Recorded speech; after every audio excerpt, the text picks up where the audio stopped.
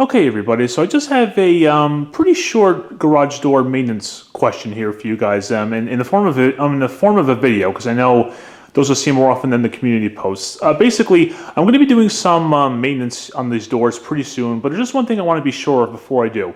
Anyway, so as you know, when you get openers like this, I know it's a good idea to grease the bottom of the rail, from what I remember, because I think it helps prevents like rusting and things like that. It prevents stuff from like falling onto the cars over time. My only question is, along with greasing the bottom, do you also have to grease the top of the rail? You know, the top part of the rail that the trolleys glide against. I've heard differing opinions. I've heard some people say no, it's not necessary. Others say you should, and in the case of the former, they also say that sometimes if you put grease on top of there, it can cause like dust accumulation and things like that, and maybe cause issues down the road. But I didn't really see too many people saying that. So basically, yeah, that's what I'm going to be doing along with other stuff, and that'll be in a separate video.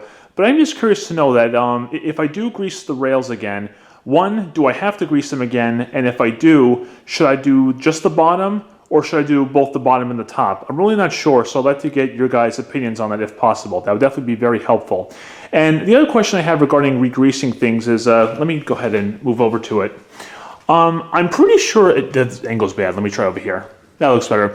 Over on the spring pulleys, I'm pretty sure if you look around that bolt there, these pulleys have ball bearings, and as far as I know, those ball bearings are already greased, but like, do you have to re-grease those ball bearings, you know, every now and then? I'm not sure.